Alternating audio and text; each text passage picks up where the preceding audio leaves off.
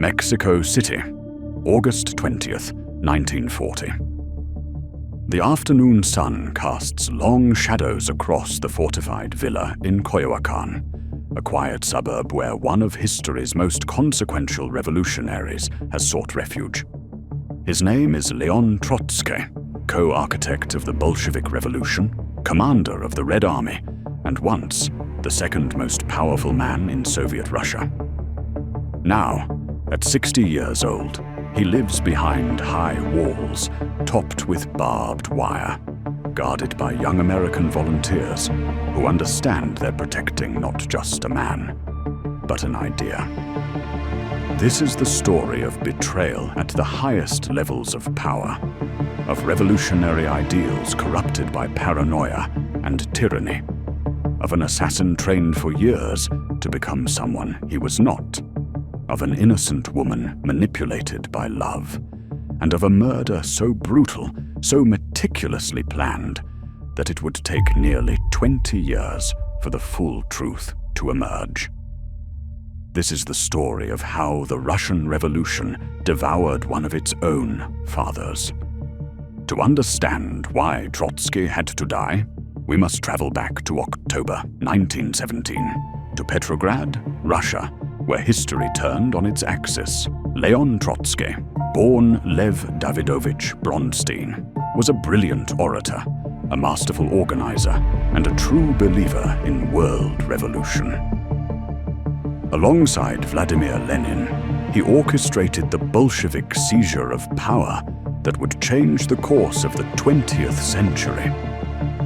While Lenin provided the strategic vision, Trotsky commanded the streets.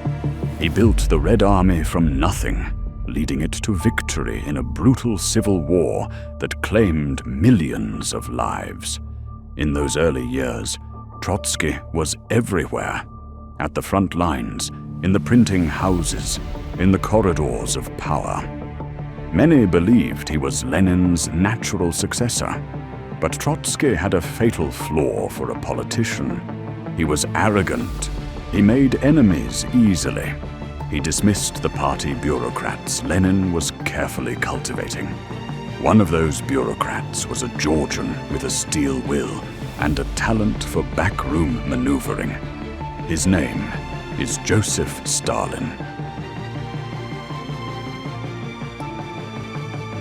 When Lenin died in 1924, the power struggle began in earnest. But to understand what happened, we must go back 2 years to December 1922, when Lenin, partially paralyzed from his first stroke, lay in his study dictating what would become known as his testament. Lenin knew he was dying, and he knew the Bolshevik Party was about to tear itself apart. He dictated to his secretary, I think that the fundamental factor in the matter of stability are such members of the Central Committee as Stalin and Trotsky.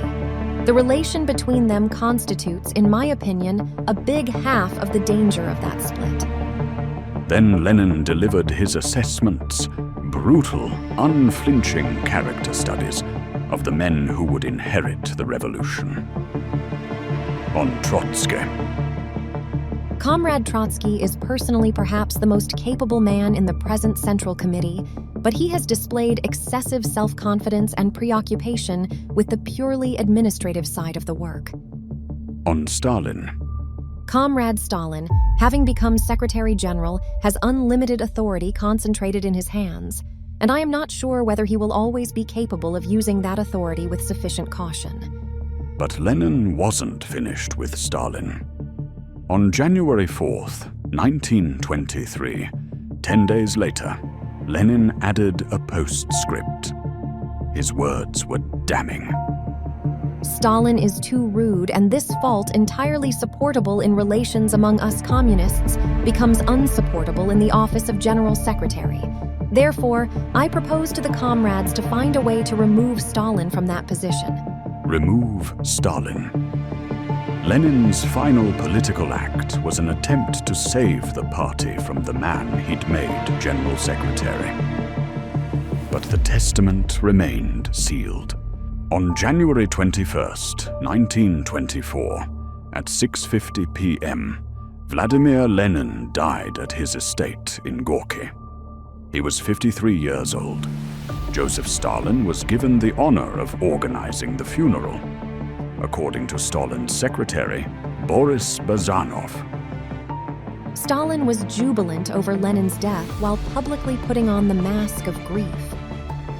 The funeral was set for January 27th in Moscow's Red Square. Hundreds of thousands would attend. The speeches would be broadcast. The world would be watching. And Leon Trotsky, Lenin's closest comrade, the architect of the Red Army, the obvious successor, would not be there. Trotsky was in Sukhumi, in the Caucasus, recovering from a mysterious illness that baffled his doctors. When news of Lenin's death reached him, he immediately contacted Moscow. He received a telegram from Stalin. It told him the funeral would be held on January 26th, and that given the distance and his poor health, he should remain in Sukhumi to recover. Trotsky, trusting the information, stayed. The funeral was actually held on January 27th. Crowds assembled in Red Square listened to speeches delivered by Mikhail Kalinin, Grigory Zinoviev, and Joseph Stalin, but notably not Leon Trotsky.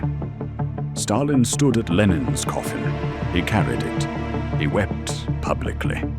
He positioned himself as Lenin's heir, his loyal disciple, the grieving son. Trotsky was absent. To the party faithful, to the workers watching, it looked like disrespect, like arrogance, like Trotsky thought himself too important to mourn alongside his comrades. The damage was done before the power struggle even officially began.